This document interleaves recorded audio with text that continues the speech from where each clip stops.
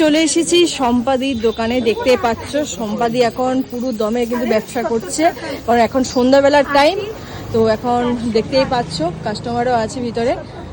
তো সম্পাদি কেমন আছো বলো? ভালো আছো? আচ্ছা, অনেকদিন পর সেই লাখ টাকা লক্ষ্মী লাভে দেখা হয়েছিল, অনেকদিন পর। তো কি কি পাওয়া যাচ্ছে আজকে?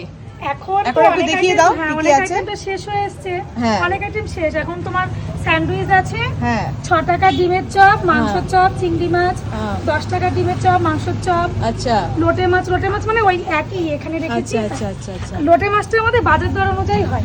আচ্ছা আর কাঁচা মাছটা যেরকম ভাবে কিনি বাজারে, লোটে মাছটা সেই হিসাবে দাম বিক্রি হয়। আচ্ছা। তোমার মটন চর্বির চপ আছে, মটন চর্বির হ্যাঁ চপ। মটন চর্বির চপ। আচ্ছা চিকেন উইংস, গোটা উইংস আছে, এখন এক পিসই আছে। আচ্ছা আর চিংড়ি মাছ 10 টাকার আছে, আচ্ছা। বড় চিংড়ি। তো ফেমাস কি আছে তোমার দোকানে? এই যে 2 টাকা চিকেন পকোড়া, 2 টাকা চিকেন পকোড়া। এই যে 2 টাকা চিকেন পকোড়া। মানে নৈহাটিতে কি সেকেন্ড টাইম নাকি 2 টাকা চিকেন পকোড়া? হ্যাঁ সেকেন্ড টাইম।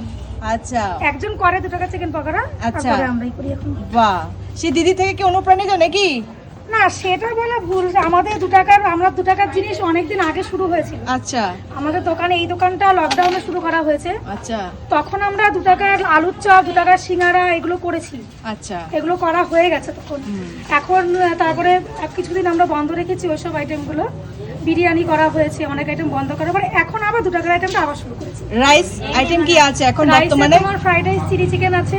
আচ্ছা ফ্রাইড রাইস, চিলি চিকেন এটাতে তোমার 32 টাকা পার্সেল যাচ্ছে। আচ্ছা। আর টেবিলে খেলে তোমার 36 টাকা করে, এই 26 টাকা করে। 26 টাকা দিচ্ছ? 26 টাকা। 2025 এ দাঁড়িয়ে 26 টাকা ফ্রাইড রাইস?